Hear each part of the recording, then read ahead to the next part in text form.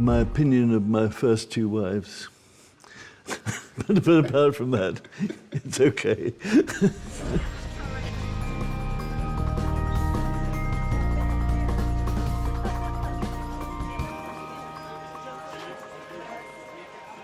There were three writers that inspired me. They were the books. My father left home on Victory in Europe Day, the day that officially Europe had won the war.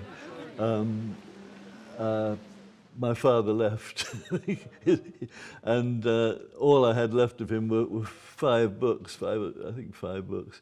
There was two Edgar Rice Burroughs books, George Bernard Shaw, and P.G. Wodehouse. And I believe that those are the three writers who inspired me, because they were the only books in the house, and so I read them all. And I mean, it's very strange. You know, I was only, well, I 4. You know, I'd read these books before I ever got to school, which made school very boring indeed. But it was those three: Burroughs, Shaw, Wodehouse. And I think you probably see traces of all three of them.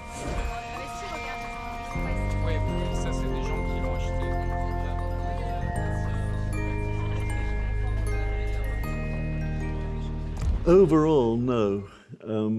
My favorite character is Mrs. Cornelius, the mother of Jerry Cornelius, I think, probably.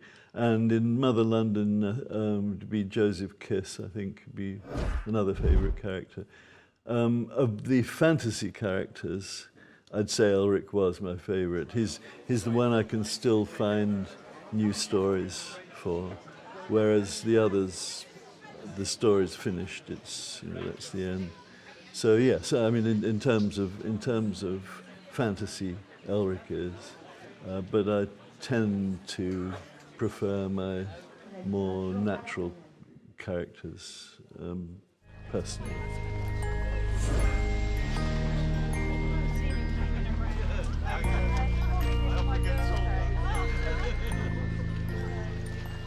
Well, I think Warhammer are simple thieves. I mean, they don't just steal from me; they steal from everybody.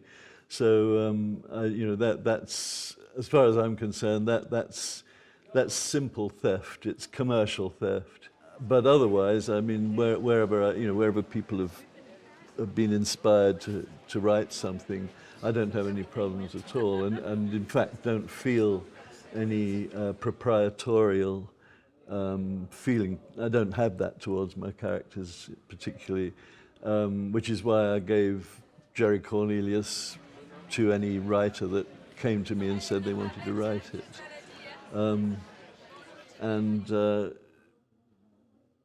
I think it's part of the ongoing process. I mean, we all do it. You know, we're inspired by some people.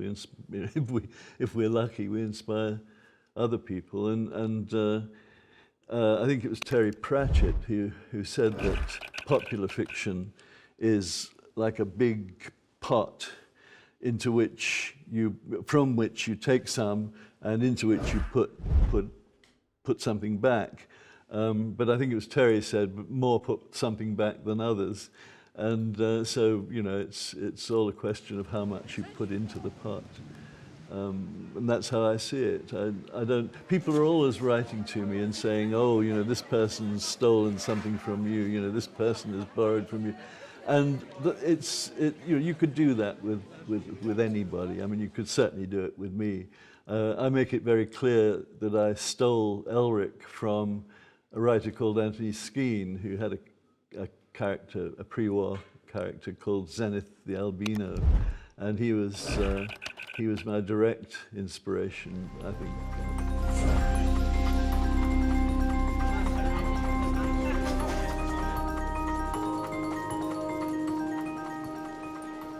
I inspired him, for what it's worth. Well, only that the Hawkmoon books were written quite some time before he wrote The Iron Dream. But we actually talked about The Iron Dream. We were talking about the inherent fascist undercurrents in a lot of fantasy. We were on a train, and we were just laughing about it and saying, what if Adolf Hitler had been a fantasy writer? Would the world have been a better place? So, and that sort of thing, But it was Norman. I mean, I had no serious influence on it. It was Norman's idea, but that was where the idea came from. Just two bored writers sitting on a train.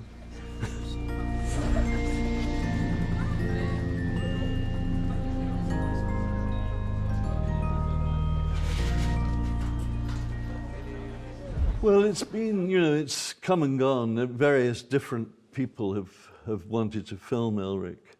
And I've received a great deal of money from people who, in the end, have not filmed Elric. I haven't suffered at all from there being no film. In fact, I'm better off with no film, which would disappoint.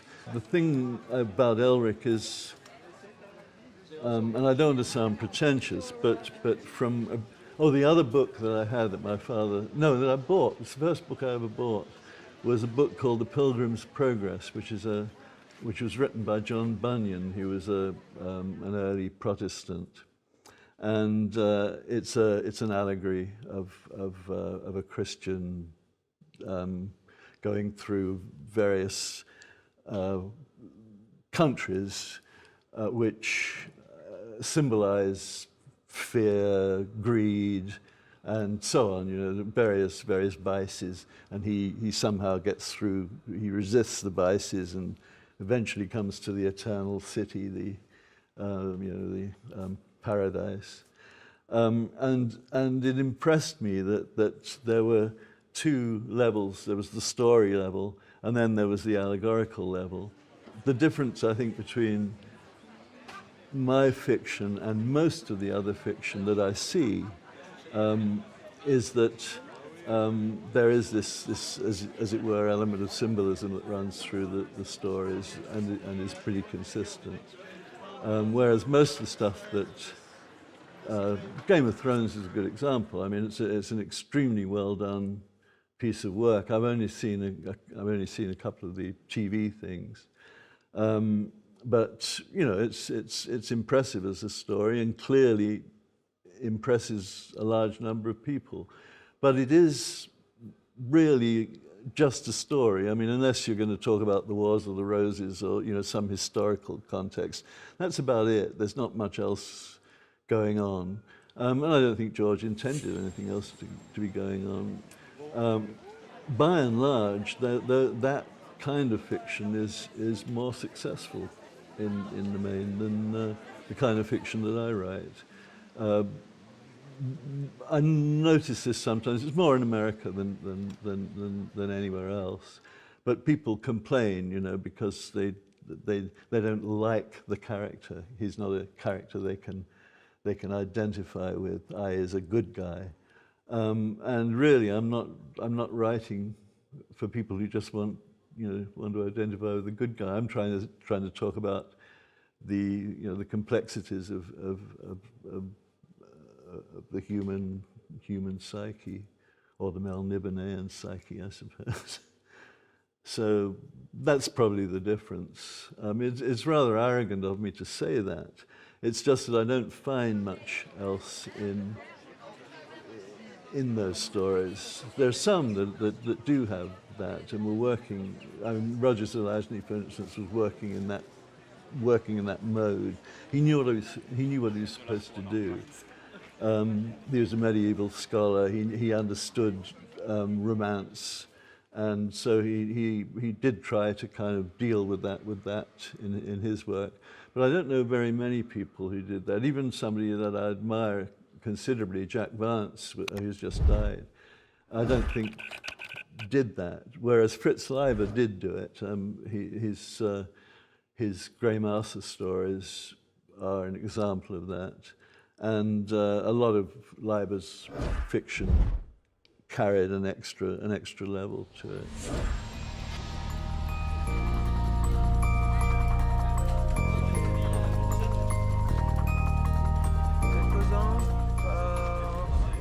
Playing the banjo. I mean, really playing the banjo. That's what he was very good at. Although there's a very bad YouTube video, I think it's on the YouTube, of him playing the ukulele when he was very old. And it's terrible. I mean, it's really bad ukulele playing. But he was a very good banjo player. And so that is actually my main memory of Vance as a human being. As a writer, I didn't really read very much, but I didn't need to. I thought the Dying Earth stories were superb, and they were a strong influence on me.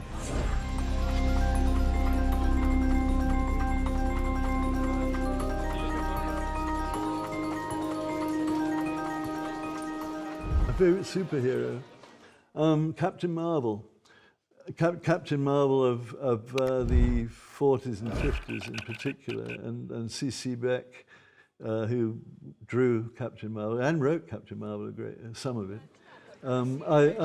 When I was a kid, Captain Marvel, the school divided into Captain Marvel fans and Superman fans, and I was the only Captain Marvel fan. So I had a very hard time defending my superhero. And I can tell you that no matter how many times you say it, in how many different ways you say it, and whatever places you say it in, Shazam does not turn you into Captain Marvel. I think you have to be Billy Batson for that. So I've really always wanted to be a little newsboy superhero.